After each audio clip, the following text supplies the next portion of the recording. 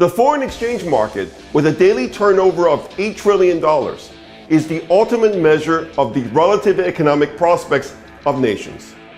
Relative because exchange rates are the price of one currency for another. What this means is that to make money in the foreign exchange market, you have to pick both the winner and the loser correctly. As the first half of 2023 draws to a close, which were the best performing currencies in the world?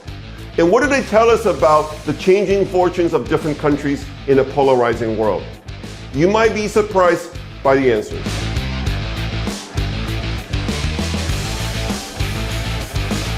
Hi, I'm David Wu, a former Wall Street strategist with a 20-year track record of making actionable predictions about major global change. In real estate, they said it's all about location, location, and location. It is no different for countries. Geography matters for the destiny of countries. To prosper and grow, it is important for countries to be in the right neighborhood. Well, more importantly, have the right neighbors. At the halfway mark of 2023, the region with the best overall currency performance is the Americas. The 5 most liquid currencies in the Americas went up on average 6.7% against the US dollar versus staying flat for the 5 most liquid currencies in Europe and a decline of 3.7% against the dollar of the 5 leading currencies in Asia.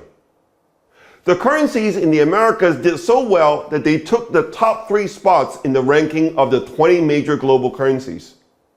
This is the first time ever that the Mexican peso, the Brazilian real, and the Chilean peso were the world's top currency performers at the same time. The strong performance of these currencies is the result of many factors, but geography is a common theme. Geography means that they're insulated from the global polarizing forces.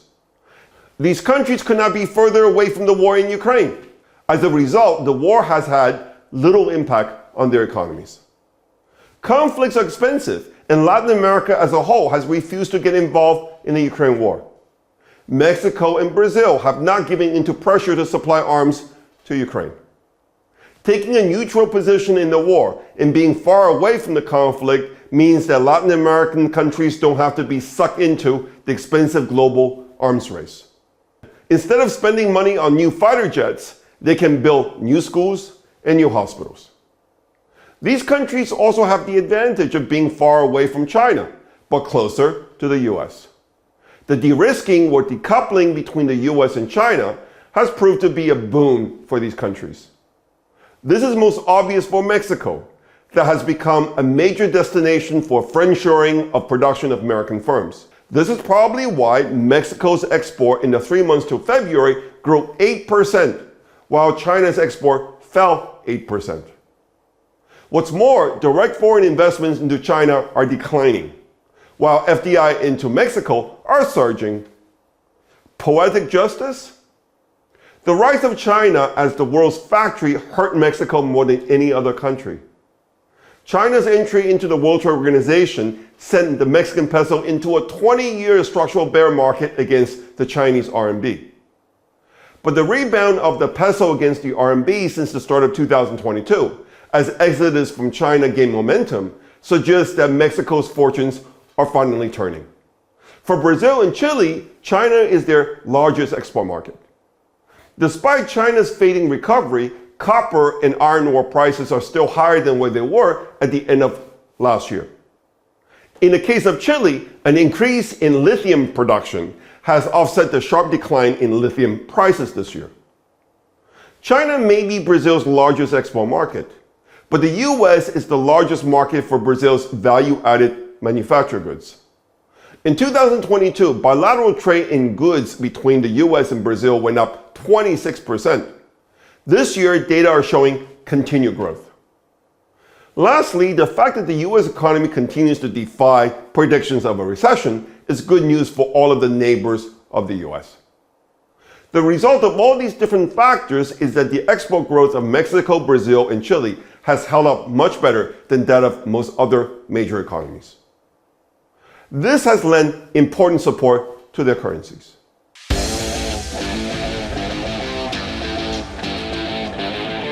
Another reason for the strong currency performance of Mexico, Brazil, and Chile is the fact that their real interest rates are very high.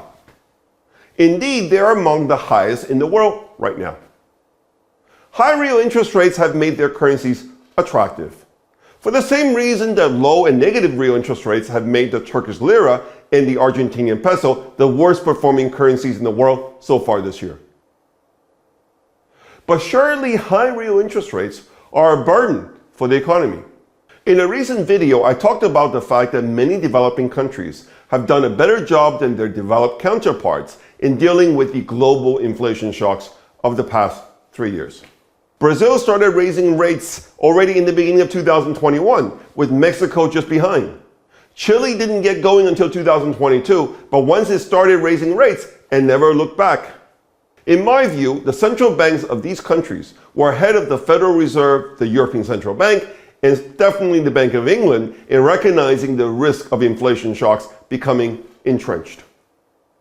This likely is a reflection of the history of these countries. The Central Bank of Chile has an inflation mandate, and the governor recently warned a constitutional drafting committee that adding a full employment mandate could conflict with price stability. I think she's right. The main mandate of the Central Bank of Mexico is to maintain the stability of the purchasing power of its currency. It has an inflation target of 3% and has been reluctant to cut interest rates without inflation moving back into the 2 to 4% tolerance band. The primary mandate of the Central Bank of Brazil is also to ensure the stability of the currency's purchasing power. Importantly, in 2021, Brazilian Congress granted technical, operational, administrative, and financial autonomy to the Central Bank of Brazil. This independence should give the central bank even more autonomy in the pursuit of low inflation. With globalization giving way to decoupling, the forces of disinflation are in open retreat. In a way, the monetary policy settings of Brazil, Mexico, and Chile mean that they're well positioned to deal with a higher inflationary global environment. This is no doubt a positive for their currencies. By the way, the fact that these countries have high real interest rates right now means that they also have more room to cut interest rates when the next global economic recession starts. This is also why their bonds are among the most attractive to own right now.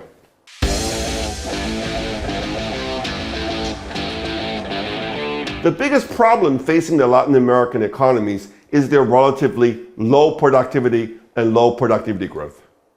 In this respect, it is a positive development that the relationship between these countries and China is no longer solely about commodities. China has become a major source of direct foreign investments for Latin America. Chinese money has been funding energy and infrastructure projects like roads, ports, and highways. China is funding renewable energy projects, including Chile's Punta Sierra wind farm. But even more important is the fact that China has become a source of affordable technologies. Huawei, banned in the US, helped Mexico's government build the largest public Wi-Fi network in Latin America. Last year, Huawei launched a 2-year 5G city pilot project in Curitiba, Brazil. Huawei is building cloud centers in Mexico, Brazil, and Chile. The Chinese are offering cost-effective solutions to help these countries upgrade their digital infrastructure.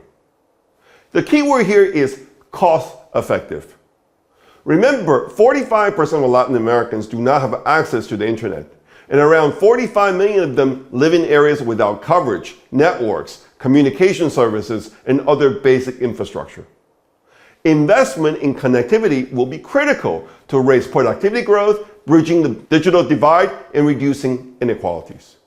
A recent study shows that a 10% increase in mobile internet penetration has the potential to increase GDP by 1.2%, while a 10% increase in a country's digitalization can generate 1.9% in GDP growth.